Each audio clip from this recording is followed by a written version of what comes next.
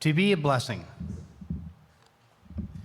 We are blessed by God and be a blessing to others. The story of Abram and Sarai. The Lord said to Abram, "Go," and he departed from Haran to Canaan.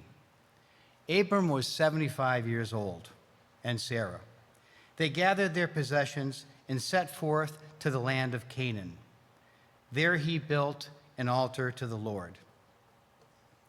Abram and Sarai were immigrants in a new land, a very big move and a major change for 75-year-olds. They embraced change and a new, very challenging adventure, overcoming fear with the help of faith and connection to God. New chapters in their life opened up. The theme today is be a blessing to others and offer heartfelt hospitality. Welcome the stranger and help others less fortunate. Further, in Genesis 18, Abram and Sarai are famous for showing their generous hospitality. They hosted surprise guests and provided a lavish feast. They baked bread from the finest flour and roasted the best meat, all under the shaded oak tree.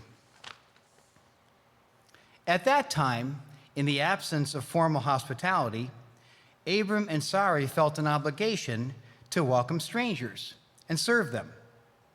The code of conduct defined good hospitality: honor your guest and their households, offer protection to strangers. Remember, they lived in a time of semi-nomadic life. People often move constantly rather than have a permanent settlement as they followed natural resources. I really love that Genesis is recognized in the Jewish faith, Islamic, and Christian traditions.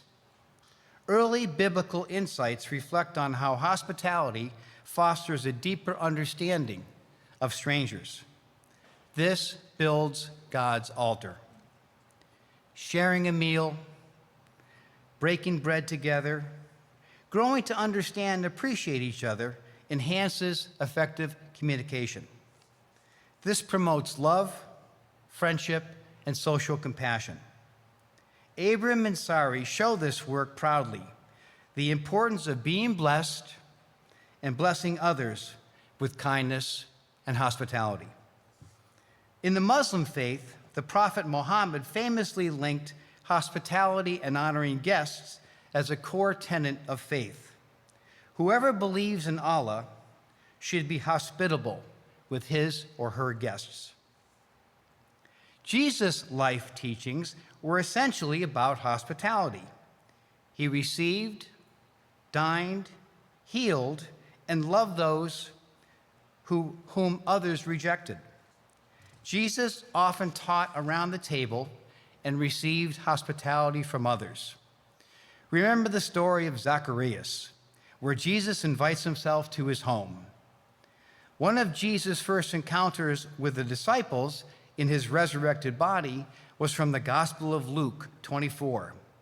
He was to ask the disciples, "Give me something to eat." The disciples looked baffled and amazed and stunned. Could I be hearing this right? Give me something to eat. And from the Hebrews, do not forget to show hospitality to strangers, for by doing so, some have unwittingly entertained angels. Another beautiful reminder of hospitality. Now back to our time.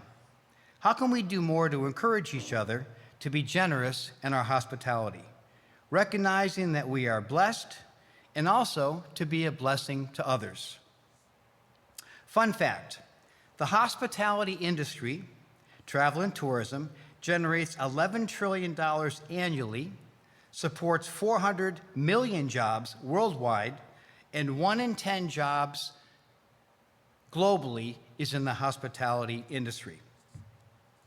Personally, as Maeve said, I retired this past year from a 50-year career in the hotel restaurant business.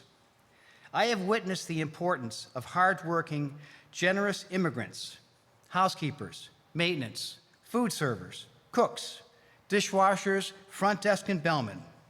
Their sons and daughters are the doctors and lawyers and nurses and teachers and computer code scientists of today. Each generation of immigrants does better and better. I will share your story. I worked with Marie for 20 years. She moved to Boston from Haiti and is a housekeeper that cleans 14 rooms per day. That's 100 rooms a week. She has this job because she cannot speak English. She's an excellent housekeeper and has 2 children born in the US. Both of her children went to Tufts.